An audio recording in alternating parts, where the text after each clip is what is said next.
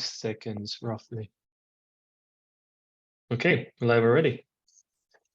Hi everyone. Good morning, good afternoon, and thanks for joining us today for this presentation of SARE's latest report, which is focused on energy system resilience. So we've got an hour and a half in front of us. As a starter, we'll begin with a presentation of the report and its main findings by the SARE academic team that produced the reports, and this will be followed by a panel discussion with representatives from regulators, policymakers, and the private sector. I'll introduce everyone at length when we get there. But first, I'll give the floor to the team that spent the last few months working on the issue of the climate resilience of gas and electricity infrastructure in Europe. So if we can move on to the next slide, please. On to the author slide. So the authors are Frederick from Reykjavik University, Catharina from the University of Oslo, and Kong from Columbia University. And I will first let Frederick start with the presentation of what the report is about. Thank you, Alberic. Yes, the report, I would like to start by mentioning that the report focuses on resilience to nature-based or even climate change related events. As we know, there are other events that threaten systems, energy systems, and infrastructure, but this is a focus in the report. So the structure, after an executive summary and an introduction, giving a bit of a background and motivation for the report, we start by defining resilience in energy systems. We go on to case studies, 6 case studies on both gas and electricity that deal with recent major extreme events and the effects on grid management. And these case studies range from Europe to Australia to the US. Then we go on, and there is a detailed overview of resilience in EU energy law and regulation, and also and then we go on to TSOs and DSOs' role in enhancing resilience and mitigating risks. Then we discuss regulatory pathways to foster resilience and conclude with a discussion and some policy recommendations. All right, just a brief, by way of a brief motivation and background. We start with the context, and the context is, of course, climate change and the rise in weather and climate-related extreme events and hazards in the EU and of course in the world as a whole, but in particular in the EU. These events have increased in the last decades. We all know cases like this. We know. We've heard reports of floods and wildfires and so on, and the impact on infrastructures. Along with this, and this, by the way, these threats are only set to increase with increased warming, unfortunately.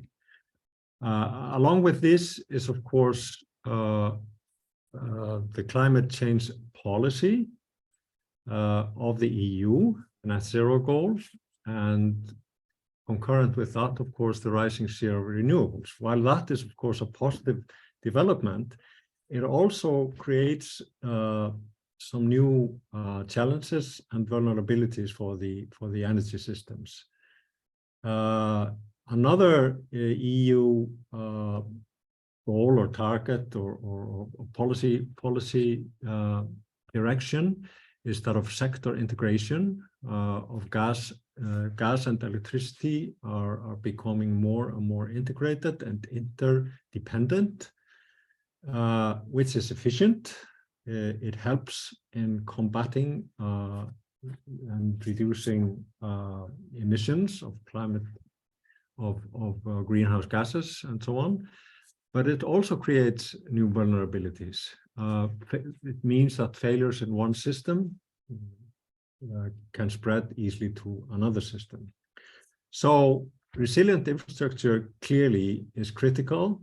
And we ask in the report, how can EU law and regulation support and create incentives for a more resilient infrastructure?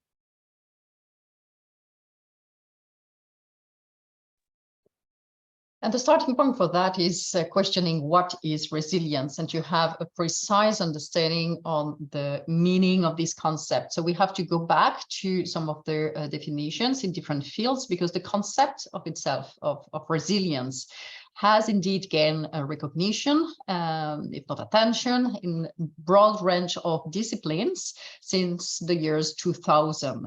And if we look at more the policy and regulation, it has also increased in terms of reference to resilience as a general objective, but often we don't find a definition, and we don't find necessarily a clear link between the requirements and the fact that it is building resilience.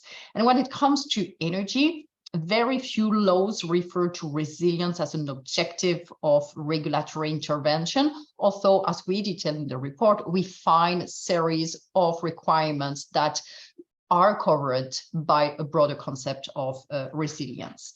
So as a starting point, resilience, what it is, in the social science field, resilience is a well-established concept, and it has been defined as systems' capacity to absorb disturbance and still remain within the same state of domain. This has been further developed in social sciences and ecological sciences by authors like Hollings that established really that their resilience is the ability of a natural system to resist and undergo changes without losing their core structure and function. We find other subdivisions of resilience, such as engineering resilience or social ecological resilience. But what is important to retain is that resilience is not merely resistance to a shock, as it is illustrated on the picture, so when there is a disturbance, but it also shows the ability of a system, including the energy system, to deal with change and continue to develop. If now we move to the next slide and zoom into the energy system, and what does it mean building resilience in the energy infrastructure system? Here, it will make necessarily the definition of resilience more concrete and as well the response more specific, and therefore we find elements of resilience that are covered already by the legislation. As mentioned before, the approach tends to be limited to engineering resilience, where the focus is on the performance of the systems, the focus on the different components, interconnections, some of them being even defined as critical infrastructures. And we see as well this focused approach reflected by requirements related to energy security, security of supply, resource adequacy, reliability, operational flexibility, etc., etc. But the risk is of being too restrictive in the approach and missing the interlinkages with the other ecosystems of the energy infrastructure. So therefore, building resilience requires a broader approach and is as well a process where the operators as regulated entities are in the forefront and play an important role in sending the right signals, including for investment plans. And how to better factor in resilience in regulatory models for energy network operators is the central question investigated in the report. We also identify and distinguish some factors that may vary between gas and electricity infrastructure resilience. So we find some common factors related to extreme weather events, but they will affect gas and grid infrastructure in different ways. The same as risk of leakages from gas infrastructure, while we have decentralization of generation and transmission infrastructure that may play differently in both situations. As part of the report, after defining resilience, we do a mapping of the legislation that deal with resilience before moving to more detailed analysis of the key provisions. And when we look at the mapping, what do we find? Starting by the European climate law, we see that it does refer to resilience as an objective, but it mostly concentrates on climate adaptation as the perspective to apply. The strategic environmental impact assessment directive and as well the integrated impact environment directive do refer indirectly to the components of resilience, although it is not mentioned explicitly, but we find that several effects can be assessed based on the requirements for strategic impact assessment, environmental impact assessment. And as a reminder, the national energy and climate plans are considered as a project as well to be assessed. The governance of the Energy Union regulation also refer explicitly to the resilience of the regional and national energy systems that must be assessed. And it links it, however, closely to energy security dimension of the Energy Union.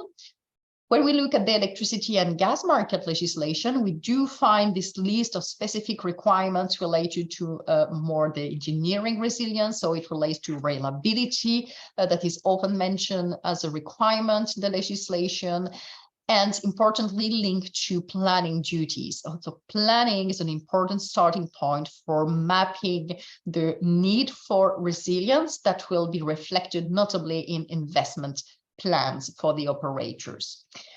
So network development plans, would it be at national level, but as well at the European-wide level, is a key instrument. And some of the assessment methodology do refer today, but also increasingly when we look at the way they evolve, to resilience as an objective. The same for several network codes and guidelines that deal with specific aspects of resilience, but primarily from a market perspective. And finally, the new 10E regulation does refer to elements of resilience, and notably the concept of supply resilience against technical failures or natural man-made disasters, etc. Interestingly, when we mapped the legislation, we found that some EU financial support instruments and investments criteria into it do refer as well to the necessity to reflect resilience as an award criteria. So we have some examples here. And more broadly, we have the risk preparedness regulation that address as well some specific risks related to the disasters, so extreme events where there is identification of roles for the national authorities, but as well TSO and DSOs are associated to that, notably through resource adequacy assessment. And finally, we have some additional instruments that do not cover necessarily nature-based disasters, but that will be relevant as well for the approach. We do not focus because it's not only nature-based. An example of that is resilience of critical entities directive with the requirement of developing a resilience plan. If we zoom in now to a more detailed analysis of the most relevant EU legislation, we have identified the following ones. We find criteria for the elaboration of network development plans, both for TSOs and DSOs, that do address resilience. The same for the Union-wide 10-year network development plan for both TSO-E and TSO-G. The criteria for elaboration of regional outage planning coordination, again, we are at the level of the planning, do as well address elements of resilience. And finally, we have network codes requirements related to electricity balancing primarily and emergency and restoration that are very concrete in the way they also require to integrate these elements. Finally, we have as part of the regional electricity crisis scenario, methodology criteria that refer to rare and extreme natural hazards. So we can use that as a tool. And the regulation on critical entities under the directive on resilience of critical entities has as well some interesting tools and concrete definition that could be expanded and referred to by other pieces of legislation.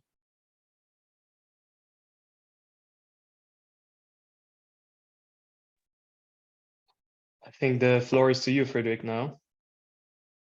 Yes. So how should we address resilience in regulation? Now, as Catharine already outlined, EU energy legislation does address some aspects of resilience. However, the approach is often limited to specific aspects of resilience, focusing on performance indicators like adequacy, security of supply, reliability, and so on, and which may overlap with resilience, but not quite. It's not the same thing. And as we also heard, the legislation, of course, defines precise requirements for grid operators in terms of grid planning, but resilience also needs to enter that equation. And the central question here is whether resilience should be a part of the economic regulatory model for operators with economic incentives to invest in it, or whether it should not be monetized and therefore regulated as a separate issue. Now, when it comes to decisions, be they incentive-based or more command and control of a more command and control character, cost-benefit analysis can be crucial. It's not applied everywhere, but very frequently and in many countries, and often it serves as the basis. Cost-benefit analysis serves as the basis for decisions relating to investment in infrastructure. And when you look at the European CBA rules now, they do, of course, example in the realm of electricity networks, they do include security of supply and reliability aspects, of course, but resilience is hardly mentioned. There's more focus in the gas CPA rules or resilience as a higher profile, but a very profile when it comes to electricity, actually. Now, of course, resilience is an input to reliability. We can think about it that way. But it's not clear because it's not. There's an overlap, but there's not a complete substitution between resilience and reliability. That resilience benefits will be fully accounted for in cost-benefit analysis when only these traditional reliability or security or supply measures are included. Now, it's interesting that there are initiatives now ongoing in several countries, in the UK,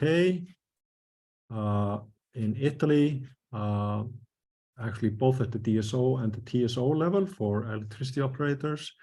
And there are some initiatives in Australia following some extreme events and extensive outages there in Victoria.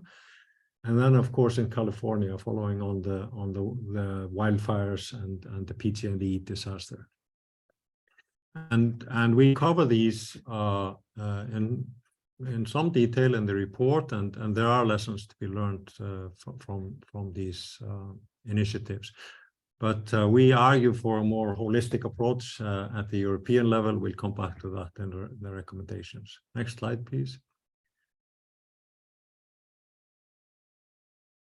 Yeah, okay, sorry. Okay, so if we want to, well, I can quote our colleague. He commented on a draft of the report. If you can't measure it, you can't do anything about it. So that's one point of view. Everyone might not agree, but it's certainly important. If you can't find good metrics, and if you can't monetize those metrics, it's always going to be hard to justify costly investments. So how can we measure the benefits of an investment made to make the system more resilient to a type or types of extreme events? And this quickly becomes very technical, but in essence, there are 4 steps here. You need to model the power system. You need to compare the impact of extreme events with and without these investments.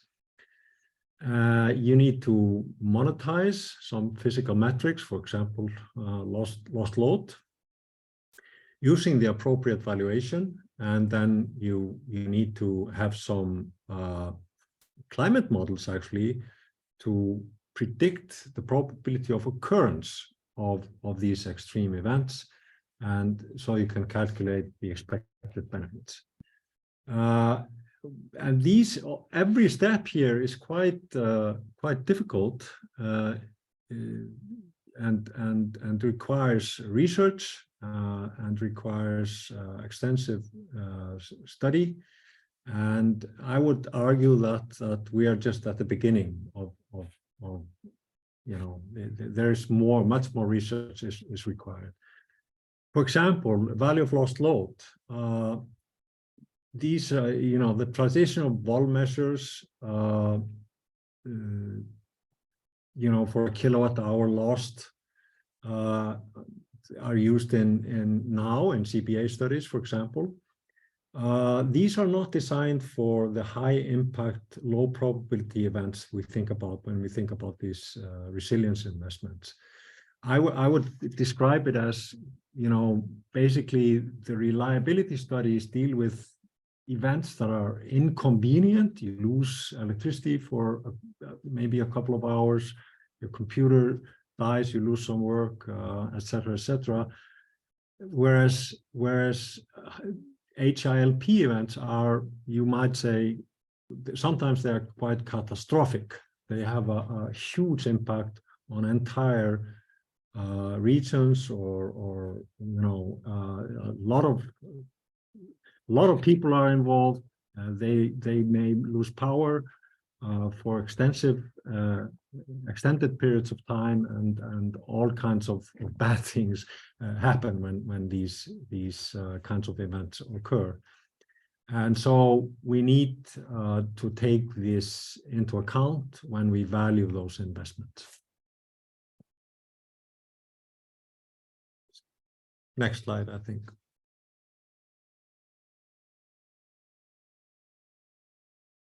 So what are our recommendations in terms of improvement of the regulatory and legislative framework? We start with some basic assessment of diverging approaches based on the case studies by national regulatory authorities that shows that there is no consensus on the need to intervene through regulation or legislative changes to enforce the role of operators in resilience building. And the question has been for us to know whether EU intervention is opportune, is justified, necessary, and if yes, which regulatory and level approach, degree of harmonization should be adopted at the EU level. And the report argues in favor of a targeted regulatory approach at the EU level based on some principles and as well measures, concrete measures that we now describe. The approach to resilience in the legislation, as we pointed out, is often limited to specific aspects of the quality of the energy supply, adequacy, security of supply, reliability, frequency, pressure, stability, operational security. And therefore, we argue for a more comprehensive and integrated approach that can be promoted, starting by having a clear definition of resilience in the energy context. And we can build on that, on the definition that we find in the Critical Entities Resilience Directive, that we find appropriate and can be used as a blueprint for other legislative pieces. And there will be our proposal for definition of resilience in that context, an entity's ability to prevent, protect against, respond to, resist, absorb, and accommodate and recover from a disruptive event. The European legislation also addresses specific signs of resilience in a targeted manner that is needed. And a first important step in that is grid planning. And it puts as well grid operators in the forefront. This is a good start, but resilience must be better integrated and defined as a mandatory assessment requirements, creating strong incentive to invest in order to as well limit additional costs in case of major disruption. And this also requires not only to have a broader assessment scope, so including, for example, flexibility in it, but as well a long-term perspective. The long-term perspective is not necessarily factored in the metrics, but it is necessary when we talk about resilience building, also because there is this direct link to investment plan for operators. So let's move to the next slide. And I think that's Yes, and so some of the further recommendations that's coming from our research, there are 6 key recommendations here. The first one, obviously, is that resilient buildings must be better integrated into the at the level of market design, with close cooperation between the grid operators and other energy system actors. We think that the objectives of grid operators in building resilience is, first of all, to identify and assess the risk, and further to identify criteria and metrics that will form the investment decisions and plans for improving the resilience. We think that monetization of the benefits is important to obviously to establish a basis for regulatory decisions on the investment plans, but it may also be very difficult, and therefore we do think that further research is required. And in particular, as we mentioned before, is that for example, quantification and monetization of the value of large scale and long duration outages is urgently needed in order to improve the evaluation of the costs and benefits from improving the resilience. And so apart from the monetization and cost benefit analysis, there might be appropriate to do multi-criteria or risk-based approach, considering not just the value for money of investment, but also other consideration in conjunction with the scenarios for climate risk as we evolve in terms of mitigation from the climate change, to, for example, to incorporate the equity and distributional impacts potentially in any of the investment decisions that might be required to improve the resilience of the energy system. And lastly, because of the increasing and potentially increasing coupling between natural gas and electricity system, there might be requirement for new resilience metrics to reflect the potential interdependency and also the costs and benefits that each of the potential actions to improve the resilience in one system might bring benefits, or otherwise potential further risk in the other system. So this is something that we think would be required in terms of further consideration in building the more resilient energy systems in a climate change world. And in conclusion, next slides, please. In conclusion, we think that obviously resilience, cost of improving resilience might be have an overlap, as we mentioned before, with improvements in reliability, but also security supply against the sort of more ordinary events.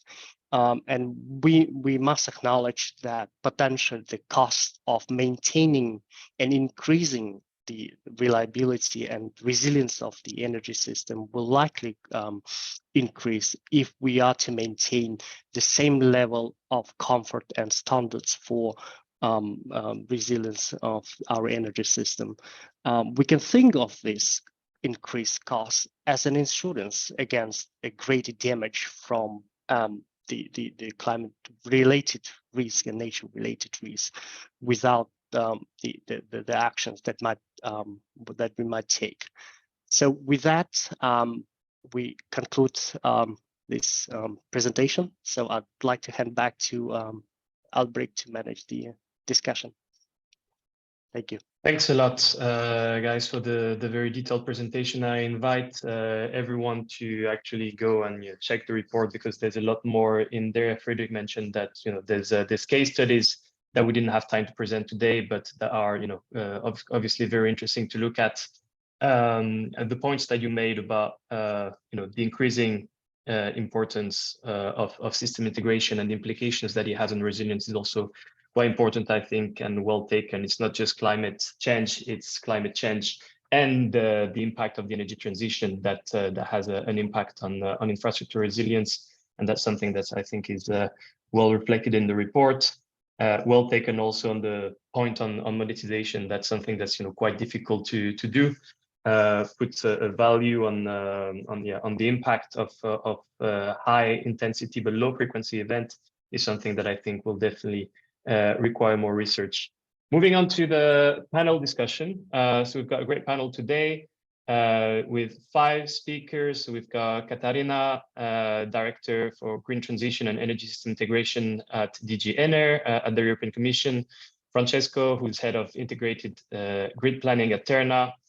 Niall, who's Chief Engineer at OFGEM. Riccardo, Team Leader for Quality and Innovation of Electricity Infrastructures at ARERA.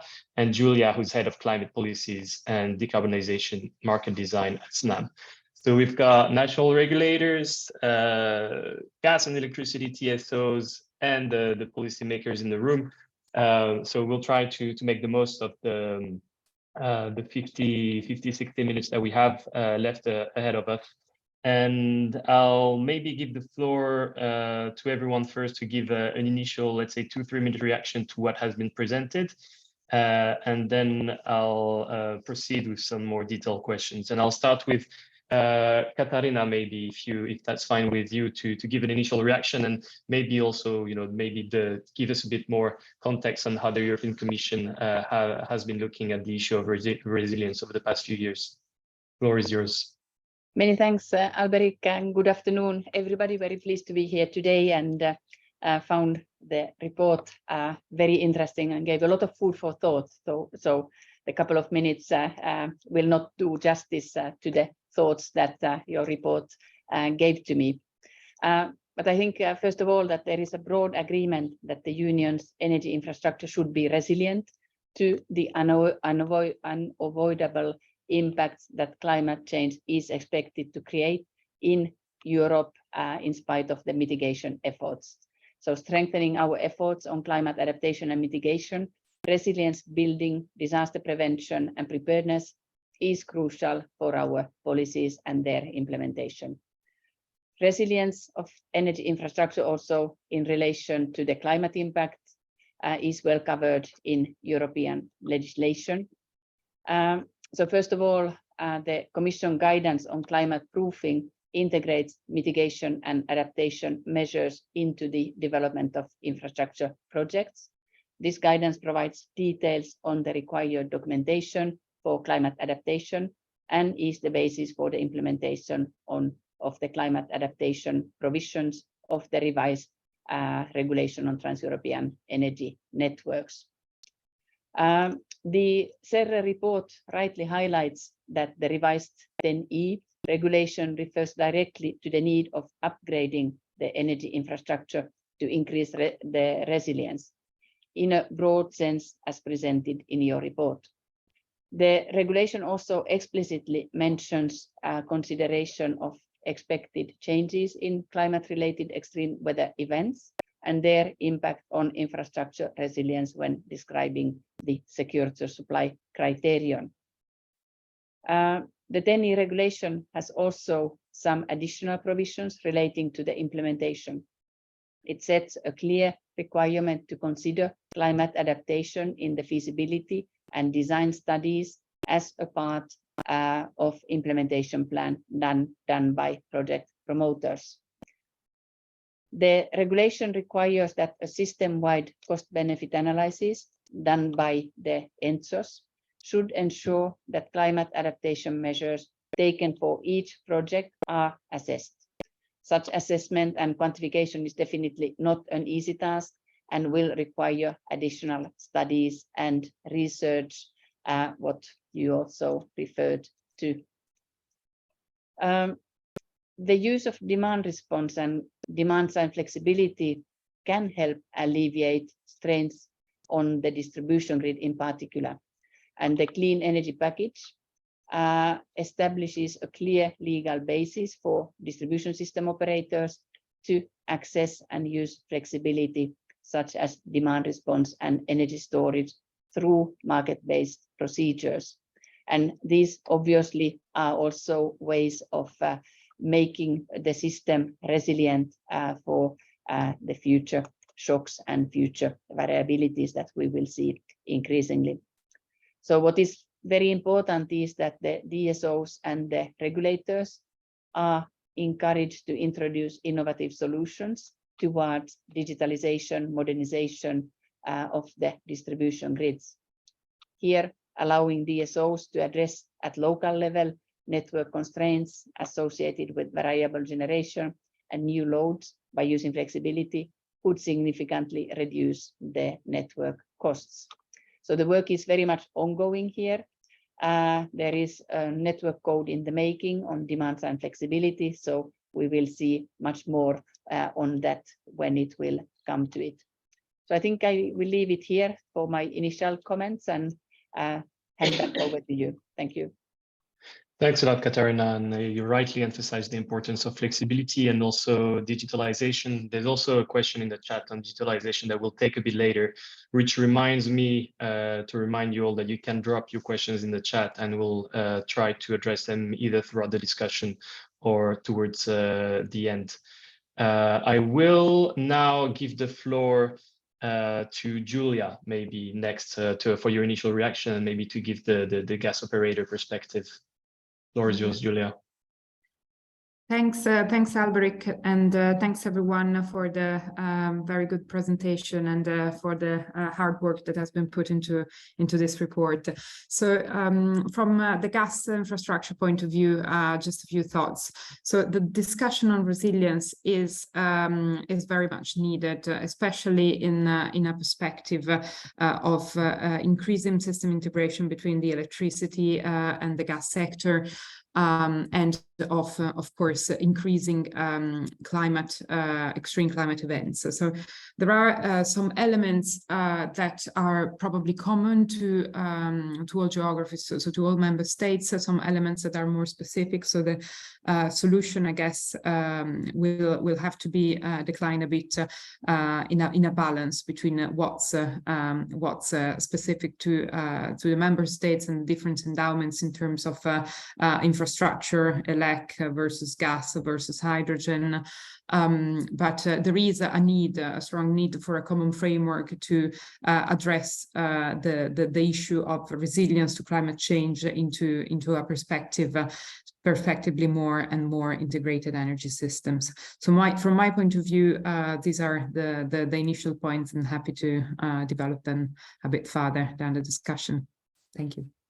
Thanks, Giulia. Moving on, I'll give the floor to Francesco from Terna to get the electricity operator perspective, and then we'll move on to the regulators. Francesco, please. Good afternoon to everybody. Thank you for today for the opportunity to share this important issue related to the resilience. First of all, the climate change is not only a slogan, but today is a reality. So we are on our table the mission to increase the resilience of our grid. And so in the past 2 years, we developed a new approach to define a common framework to identify the new investment for our grid. The conclusion of the report is very important, and I want to underline in particular 2 aspects. The first of all, to have a common framework between all the TSOs, but also to the electricity and gas sector, because for us it's very important to share the approach to identify and to prioritize the investment on the grid, independent from the electricity or gas sector. Second point is very important to identify a common CBA rules, also to define the right investment and to push the company in the energy sector to identify the right way for the company to invest in this type of field. In the last years in Italy, it's been also observed a very significant increase of severe events on our grid. So we start to plan a new investment. We define a new plan dedicated to the resilience. Starting from 2021, Terna edited a new plan focused only on the resilience. So is the reason because on our table this type of issue is very important. So thank you for the report. I leave the floor to the colleague. Thanks a lot, Francesco, and you and Giulia seem to agree on the need for a common framework for both electricity and gas. So I think that's a good start. And you mentioned the Italian example, and I think we'll give the floor now to your regulator, ARERA, Riccardo, from your perspective, your initial reaction to the report, and maybe to some whatever our friends you have said already, and then we'll give the floor to Niall.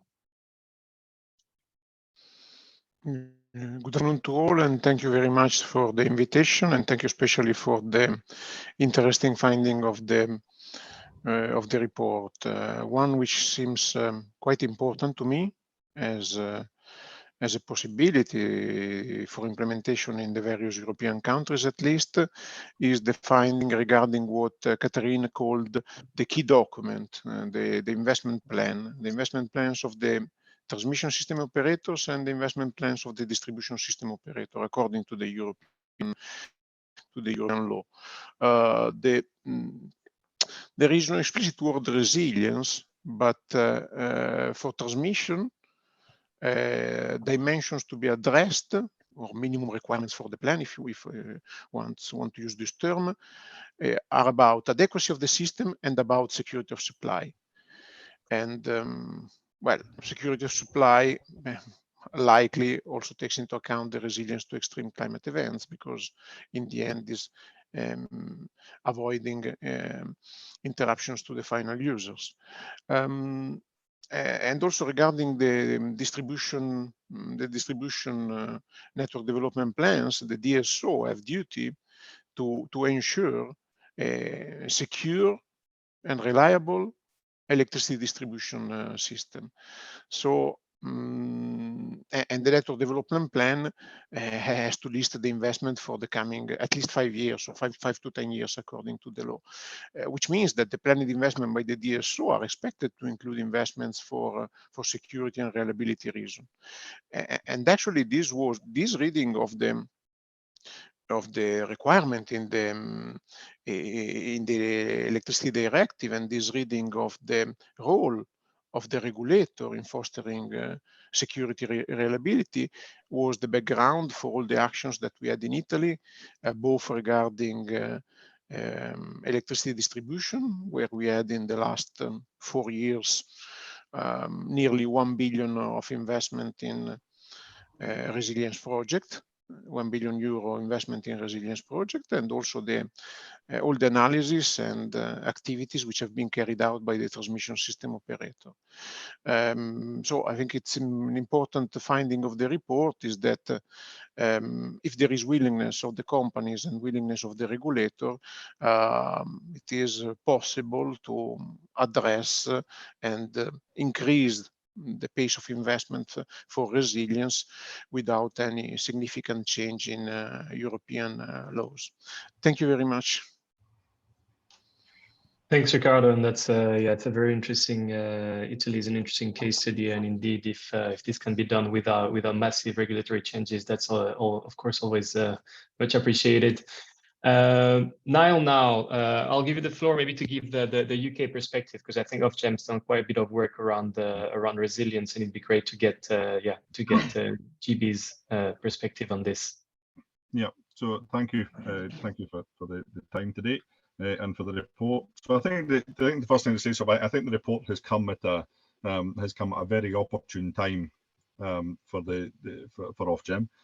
Resilience is a word that we have seen. We've seen the use of the word resilience growing in frequency. The thing quite dramatically over the past wee while. Resilience in workforce planning, in the retail sector, the consumer resilience, financial resilience, and the climate resilience that this report points to.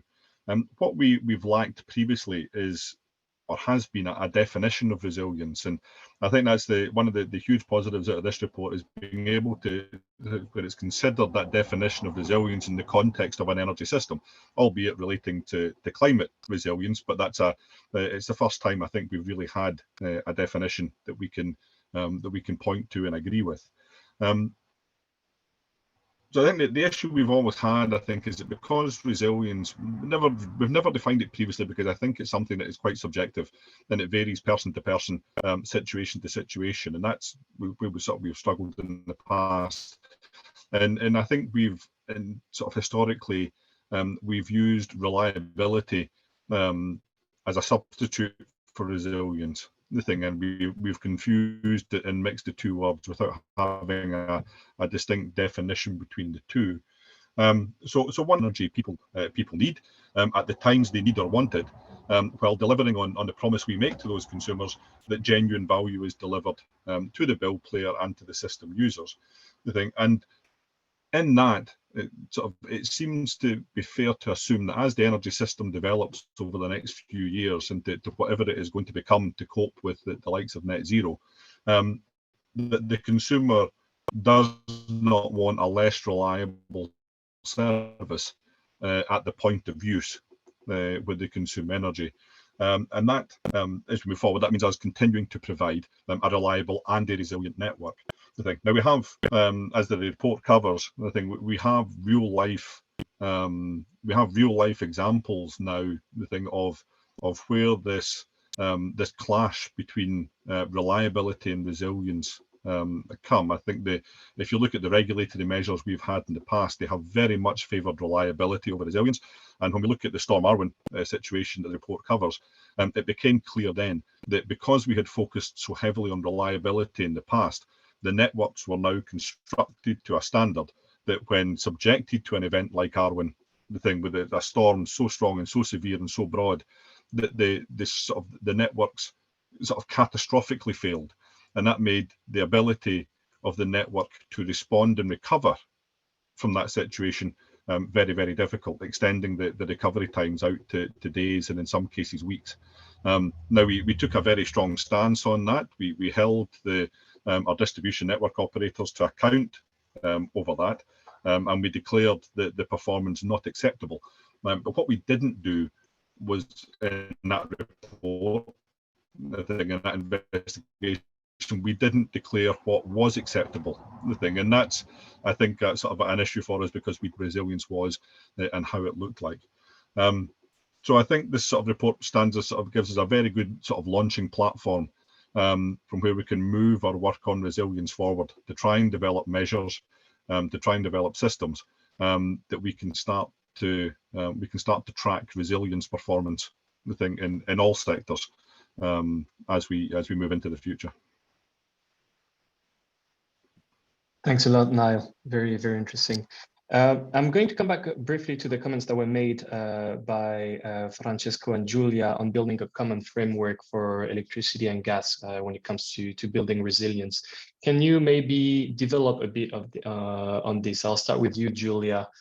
So you mentioned, system integration being a key driver. When you think about building a common framework, common methodologies, or criteria for resilience for both gas and electricity, what do you have in mind? And then I'll ask maybe Francesco the same. Thank you. So I think the sort of tool, the instrument to sort of address in an holistic way how climate change could impact on a whole system resilience is an integrated cost-benefit analysis, which is currently being developed at European level. It will have to be developed sooner or later, I guess, at national level too. But again, so the sort of dimensions of resilience, I think it's important to capture in a general framework, and then decline it according to the sort of relative weight and the maturity of the integration that will take place across member states. That surely is going to be different because of the sort of different starting points. So, for example, I guess the natural gas infrastructure is probably slightly less subject to vulnerable to climate events as opposed to the electricity infrastructure, but it is a more global. It is subject to more global dynamics. Therefore, it is slightly less resilience from a market perspective, and you have to sort of put the things together to ensure that the system is across the board resilient. And this will I guess will have to come through a cost-benefit analysis and the definition of the different dimensions to be the same across Europe for all member states, and then sort of more tailored to the country specifics. Thanks, Giulia. Francesco, do you want to maybe develop on what Giulia just mentioned? Yeah, absolutely agree with Giulia. In particular, the experience gained in the last year together with the evolution of the climate change have highlighted the opportunity and the need to have a new climate risk assessment methodology that could be a common between the electricity sector, gas sector, not only in Italy, but all around Europe, to prevent and to mitigate the averages on the transmission infrastructure. This is very important in order to address the challenges for the climate change. For example, define a common resilience methodology to identify the area with the major risk of averages. For example, the orography of the Italy is very different between the other countries of the Europe. In particular, the Italy is like a shoes, very straight and very long. And in the north, in the center, in the south, the condition is very different. Also between the type of event that may happen on the territory. So it's very important to define a methodology that could help us to identify the area very critical on the resilience aspect. In particular, in Italy, we are working on the ice, snow, and strong wind. So it's very important to define the area related to with this type of event. And related to this type of the methodology, identify the interpretation that we have to do to increase the resilience of the grid. So, and after evaluating the interpretation, make a cost-benefit analysis to prioritize to go ahead with this type of interpretation. Another approach that we are working on, but would be very useful to share, to have a common approach on this, is to adopt a capital light and innovative technologies solution to prevent the grid outages. When we do an interpretation of our grid, normally it's very expensive. But with this type of approach, so with the capital light approach, capital light interpretation, we have a solution win-win in terms of benefit for the grid and in terms of the efficiency of the cost for the system. And the last aspect, but last but not least, is to go ahead with the study on the events and on the meteorology aspect that could happen on our grid. Now we are focused on the events that are more critical for our infrastructure. In particular, as I said before, wet snow, ice, and wind. But we are working in this period also on the hydrogeological aspect. As we read on the newspaper in Italy some weeks ago, we have a very problem with this type of events. So to go ahead to study the condition, the solution, I think could be one of the central point, a common point to develop to increase the approach and the methodology related to the resilience.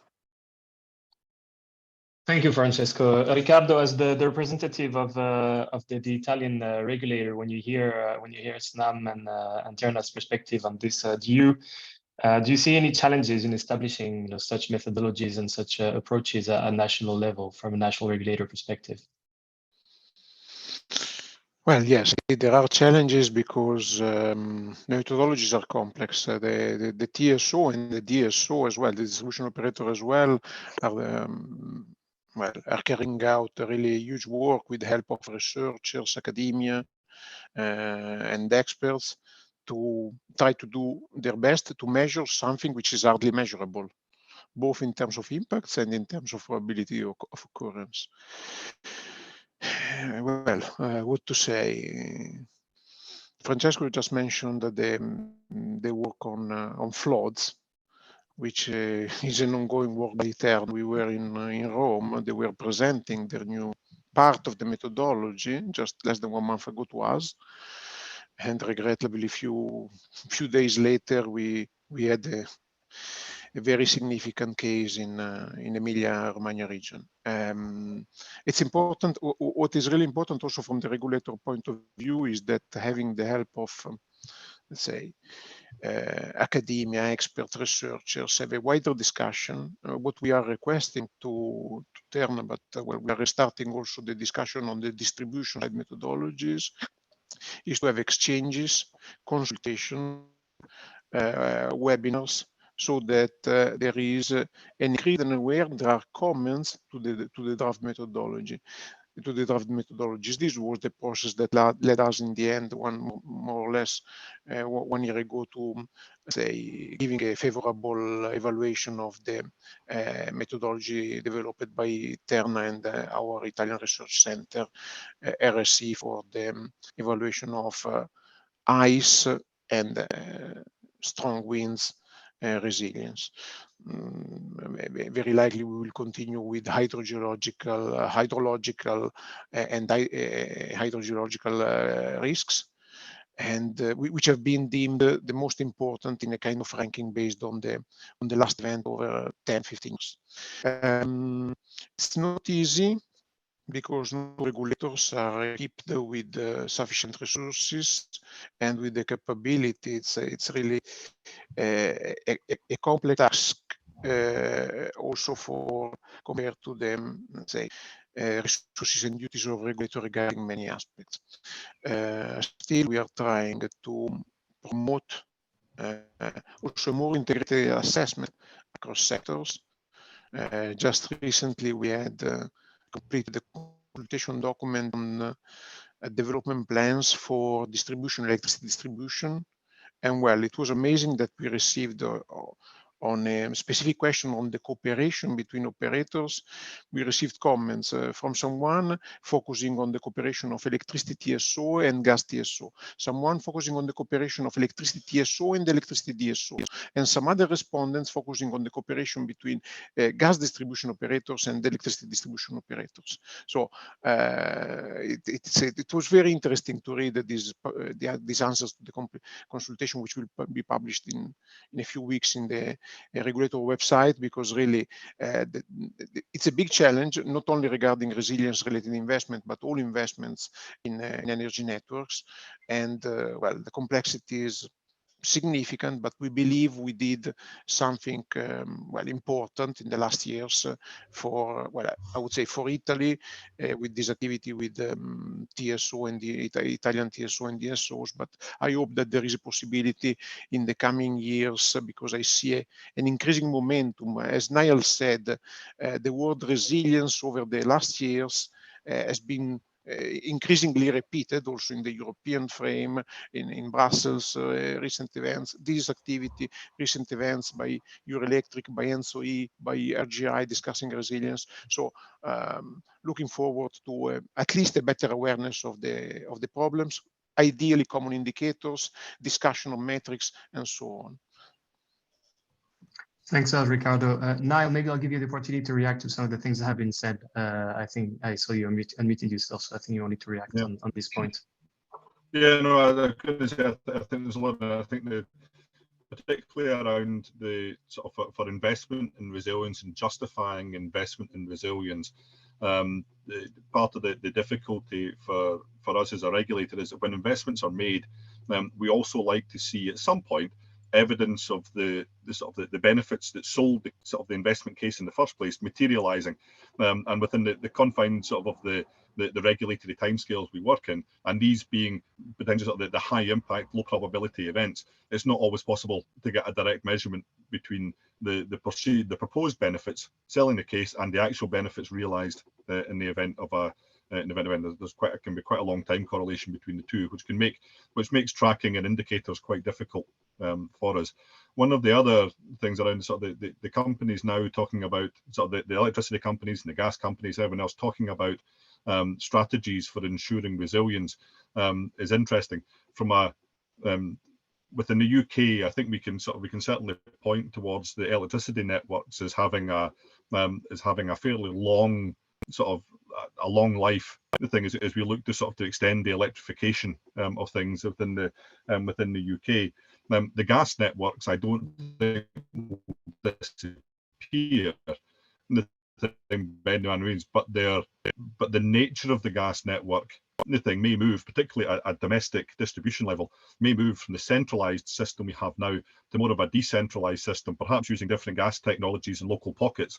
The thing, and that integration and interaction between the resilience of the electricity network and these potentially localized gas networks, the thing, and what resilience looks like in that, the thing starts to become more complicated. Not impossible, but definitely more complicated, and where that resilience is delivered from starts to become a challenge. It may be the case where customers have to expect that at the end of the day, the resilience of the supply at the point of use, whether it be gas or electricity, may not necessarily be dependent or wholly dependent on the network that you're connected to. The thing, it could come from some other form, the thing, to help in the event of an event. So we are, as a regulator here, we're kind of wrestling with all these situations, looking at the networks as we have them now, but also trying to project what the network may look like over the next 10, 20 years, and how we track resilience investments, the thing, over that kind of time frame.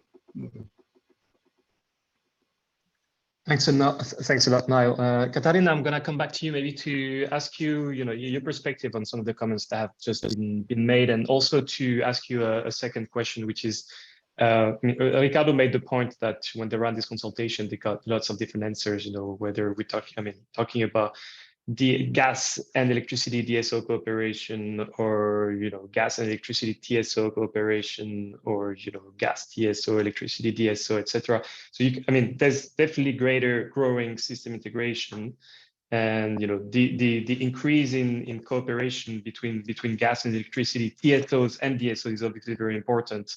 And so what's being done at European level at the moment to really drive this and move this forward as we move with the energy transition and greater system integration? Thanks. Okay, I think what we can see and what we've been discussing as well today is that in the future the decentralized model or decentralized production will increase. We see that from the renewables investments that we need to triple by 2030, 80% is connected at the DSO level. We also then on the gas side have ambitious targets for biomethane that again is locally produced and will very often go directly to the distribution grid and often will be consumed locally as well. So I think we are entering into a new type of a system where we need to look at all the different dimensions actually that Riccardo mentioned. So it is TSO, DSO, and it is also then gas, electricity, and these mixed to each other. So what we are doing, we do have certain concepts, certain elements in place, starting with the establishment of the EU DSO entity that then complements the ENTSO-E and ENTSOG on the electricity and gas side. It is a very new organization, this EU DSO entity, still quite small, but has the seed and has the tools to gradually play its role and bringing all this knowledge from the local level to the EU level where relevant. It covers electricity only, actually, I needed to say. So I think the question will become inevitable when we speak about flexibility, when we speak about resilience. We cannot say that it is a TSO business or it is a DSO business. It's everybody's business. And therefore, we need to see how to bring all these players together in order then to have a system that works in the best way possible. Maybe then just one comment before I give the floor back to you. I think there was also a discussion on tools and scenarios and things like that. I think these are definitely areas that need to be further looked at. But indeed, I agree that it is not an easy task. I mean, we have had always difficulties in quantifying and not to mention monetizing the different impacts of our grids and infrastructures be it on the negative impacts of climate change on the economy and so on. So I think what we have to keep in mind here is, what do we want to achieve? Do we want to achieve sufficient knowledge, information in order to take decisions? Or do we want to really try to get for perfection in terms of scenarios, modeling, and cost-benefit analysis? And as a policymaker, obviously, I would need something simple but robust in order to take decisions. Not sure whether that is something that exists, but that's our expectation. I leave it here. Thank you. Thank you. And I'm actually going to redirect my next question directly to you. I'm just going to take the question that's been waiting in the chat for a few minutes now that I think everyone can see, but I'll read it out in a simple way. The question is whether you think, and I'll direct this question to other panelists afterwards also, whether you think whether digital tools are sufficiently used across the EU to improve the resilience of infrastructure. And I think that relates also to the point you made earlier about increasing flexibility. There are lots of new tools that exist and that are being rolled out. From what you've seen, do you think that across the EU these are used in a satisfactory manner? And if not, what can be done, you think, to better roll out such solutions? I know that the European Commission already has published now almost I think 9 months ago a plan on digitalizing the energy sector. Maybe you can also tell us a bit about how this is moved forward and how this can help improve flexibility and resilience of the energy system. Thanks.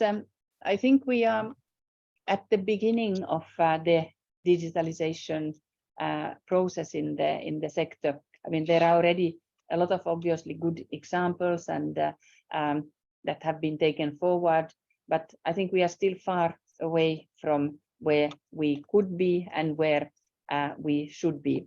So if I start from households, we still don't have households with smart meters in many places, meaning that households can then not take part in demand response and all the rest in the way that we expect them to do in the future. Second, if we look at the trans-European networks, we have the category of projects which are called smart grids in electricity already for a while, and in gas from this year onwards. And we don't see many such projects coming forward. There are a few of them, I think 5 or 6, which is already good. They involve 2 countries at all the time, but I would expect much more to emerge and much more of those to focus really on the smartening and the digitalization and the smart elements, and not building more copper and grid. So I think that's something where we also need to raise awareness, bring people together, so that all the good practices that do exist across many European countries and even elsewhere could be brought also to our players in the market. So I think that's, I mean, there are many ways of incentivizing these. I mean, there are regulations, there are sharing best practices, there are financial incentives, and some of these we have picked up in the recent electricity market design, where the focus on TOTEX investments instead of the more traditional CAPEX type of investment should hopefully bring these kind of investments further to the market. But that's proposed legislation, so not yet adopted by the co-legislators, so still to come. So I hope I answered your question. Thank you. You did. Thanks a lot, Catharina. Niall, I saw you opinating, and maybe I think we'd be interested in hearing also your perspective on the same question of, do you see in GB, new, say, digital tools, for being focused on improving the resilience of the system, or, are there existing experiments, pilots? Is there, is OFGEM trying to drive this at national level? Yeah, there are lots of different things underway. The digitalization of the networks and the system is something that that I think is key to being able to deliver the energy system of the future. And we're working with licensees at the minute on the creation of digital twins of their networks to facilitate broader access and open the networks to the competition for planning and the connection of net zero technologies. And there are other things underway as well, I think, which is like the use of trying to figure out, I think, in many ways, how the use of things like smart meters can be used to build digital information across the network.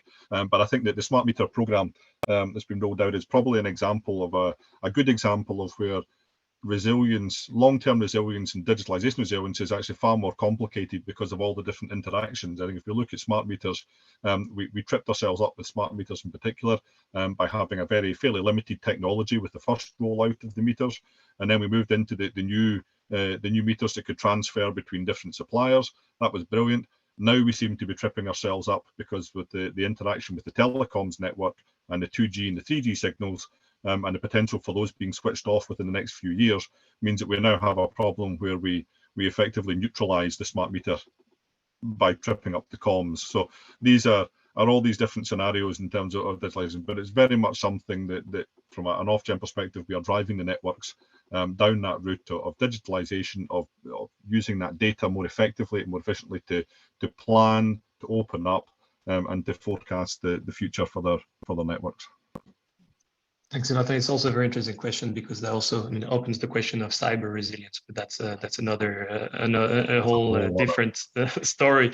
Riccardo, maybe I'll give you an opportunity to react also on this, or maybe Giulia, Francesco, anybody who wants to say something about the role of digitalization in building resilience, maybe? Maybe let me start and say a couple of words. Indeed, the reference to smart meters. I'm not speaking to cyber resilience. Let me go to the, let's say, regular interruptions.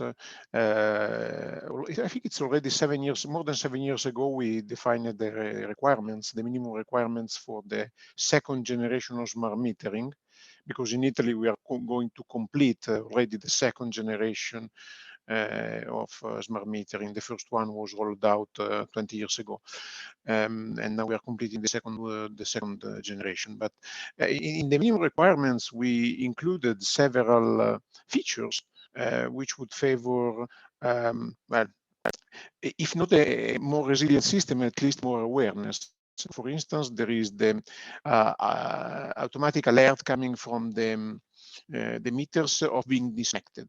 So it's quickly possible to identify the presence of, let's say, local interruptions. And actually, even before the regulation of 7 years ago, there was the possibility to map every single low voltage connected user via the smart metering systems. So certainly this digitalization helps also in a quicker recovery because of a better awareness of the actual situation. But I wanted to give also a couple of words to a concept because Catharina earlier mentioned an approach related to TOTEX, to the total expenditures.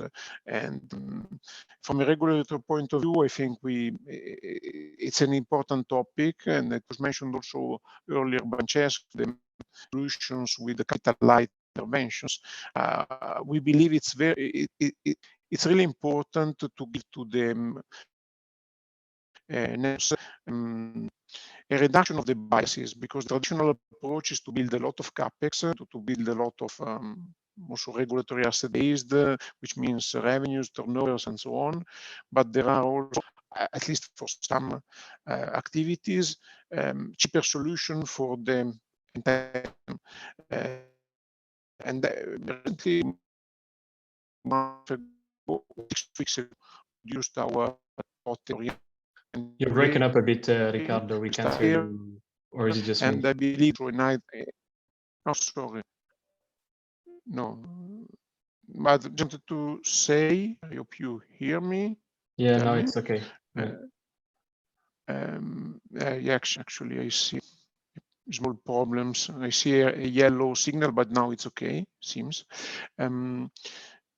We just had 6 weeks ago our new regulation for the next year with the, let's say, an equalized approach to capex and opex, which will be a gradual introduction.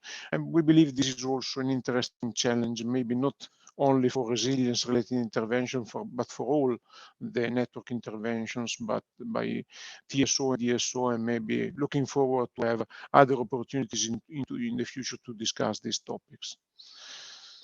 Thanks a lot, Riccardo. Giulia, maybe on the same issue, and then Catharina, yes, you have to leave, sorry. So thanks for joining us today, and hope to see you soon. Thanks again. Bye-bye. We'll continue the discussion and we've got another 10-15 minutes we can use if we want to. So I'll give the floor to Giulia on this topic. Thank you. Yes, so just very quickly on digitalization, I think, I mean, it resonates what Catharina was saying before, that we are at the beginning of the journey. So there is a European strategy that needs to be, fully fledged and implemented at EU and national level. But what I think it is a bit missing at the moment, and it's something that as TSOs cooperating between gas and electricity, we can already progress on, is the sort of identifying together with, of course, academic research, what are the risks that are specific to our infrastructure, because we can't look at historical values anymore. So we need to sort of develop new models and new metrics to sort of detect what are the risks, climate risks that are going to affect the respective infrastructure, and then address the digitalization solution, with respect to the specific climate risks that affect infrastructure. So I think the broader picture is coming from Europe. There's still a bit of time for it to be sort of fully fledged and implemented, but at the same time, in parallel, it's something that can already be done, the identification of the specific climate risk across the sectors, and then the sort of merge between the need to digitalize and the country-specific climate risks. Thank you very much, Giulia. Moving on from digitalization, there was one question that I had that relates to the report, but was not actually in the presentation today. But the one thing that was brought up was the Californian model of building a wildfire insurance fund model that offers ex post compensation to TSOs, for instance, conditioned to ex ante investments in resilience, something that I think does not exist yet in Europe. But is it something that is being studied or considered? I think Riccardo, you had mentioned something in Italy, but that was, actually quite different. So maybe you could tell us about that, and maybe I'll ask the other panelists what they think about this, about such a system. What would be the pros and cons? Well, the complexity when designing a kind of insurance fund or similar instruments, to me, is that the network operator should be under reasonable pressure and being exposed to risks, because this will trigger the right, let's say, attention to the resilience possible problems. The right balance is, the difficulty is in the right balance, because it has to be exposed but not excessively, because as described in the report, the Californian instrument became a kind of bankruptcy-related fund, which is not probably the way an operator should be arriving. The level of exposure should be commensurate to the to giving a reasonable attention to investment and operational measures, but probably capping a bit or limiting the risk and properly sharing the risk between users and the network operator. That's indeed the difficulty.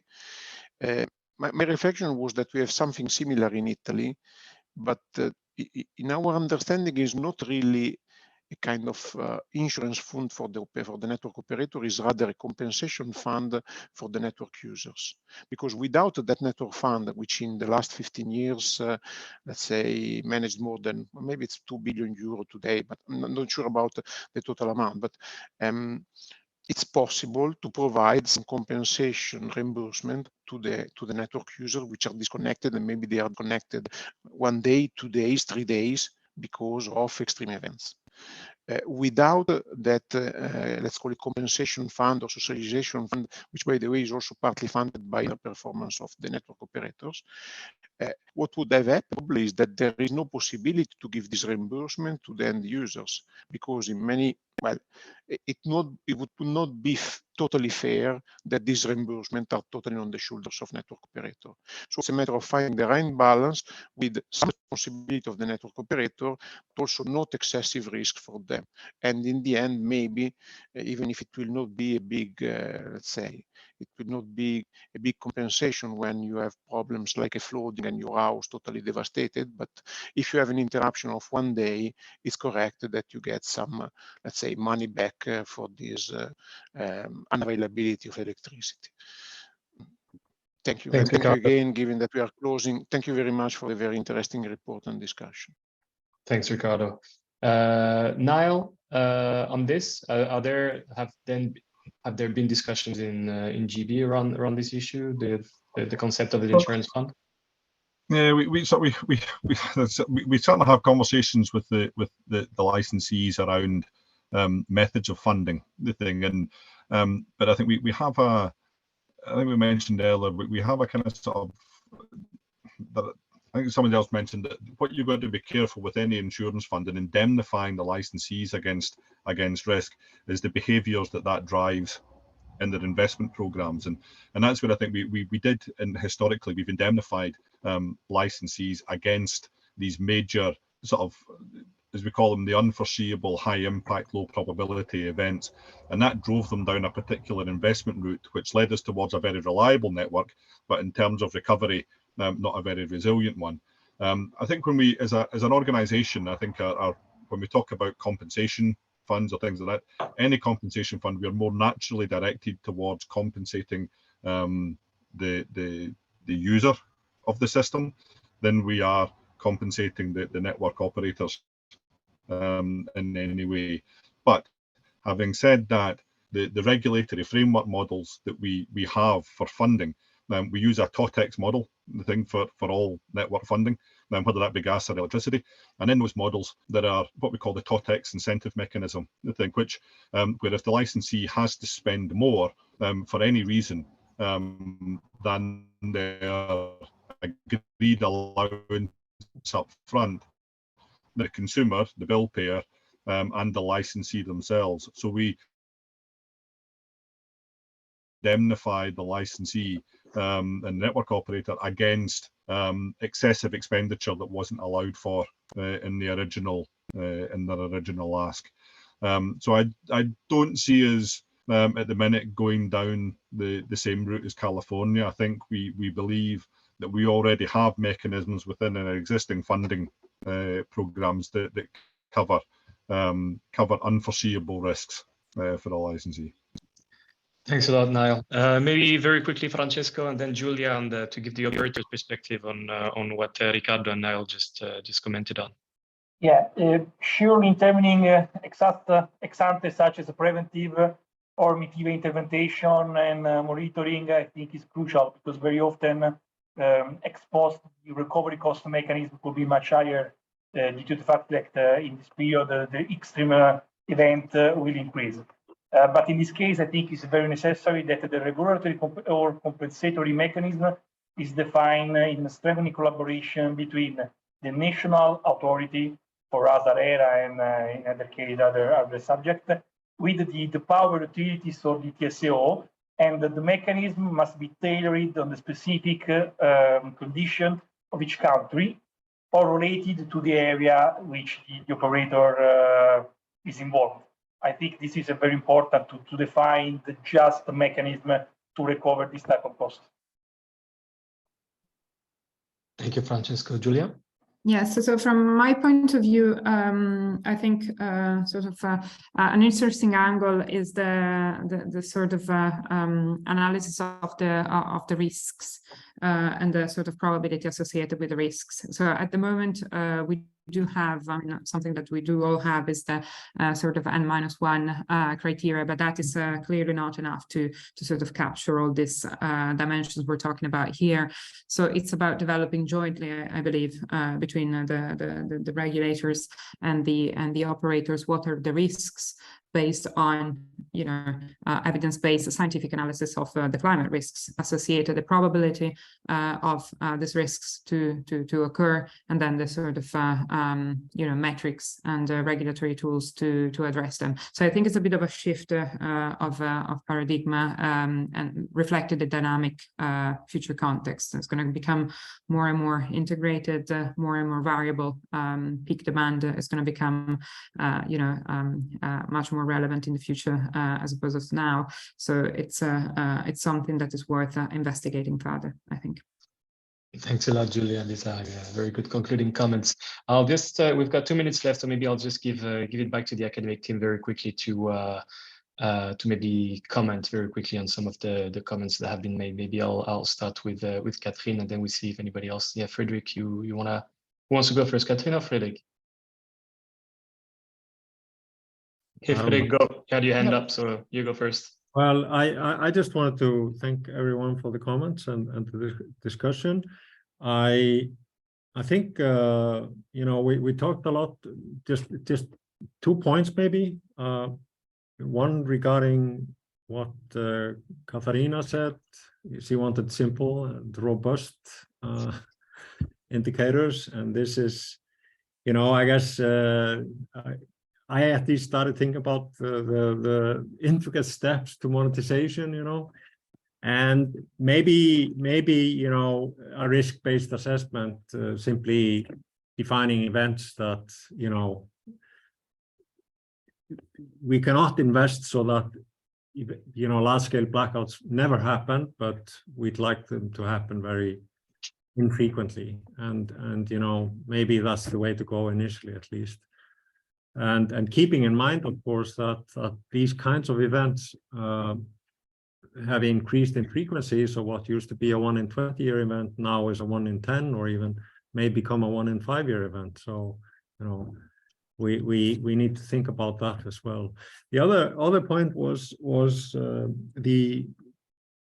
as I said, we talked a lot about investment, but it's also about recovery and response. So we've actually talked less about that.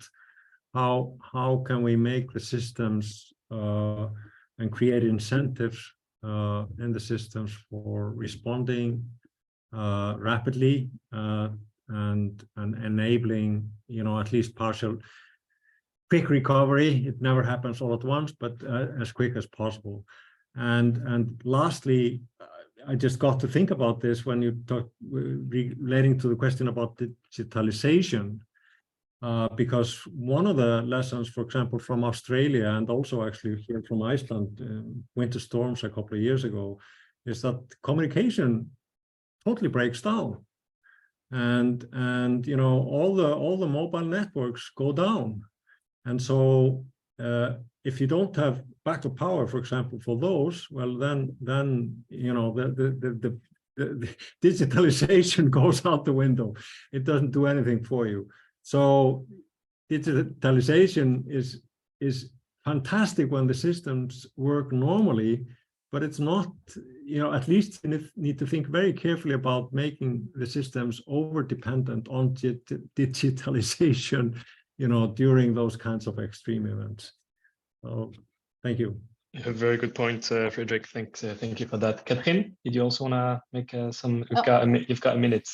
Yeah, very shortly, and thank you all for a really good discussion and the input throughout the drafting of the report. So I would just point out, in addition to the issue of cost recovery that is central as well in the report, the need for the balance between what will be the common approach, the key common requirements at the EU level, because we're all part of the internal energy market or have connection to it, and therefore this is a common effort.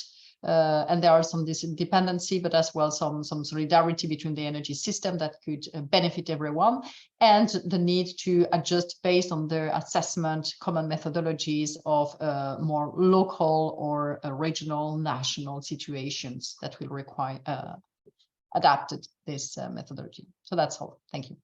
Thank you, Catherine, and thank you very much to everyone, to your presenters, the report's authors today, and the panelists, as well as the audience.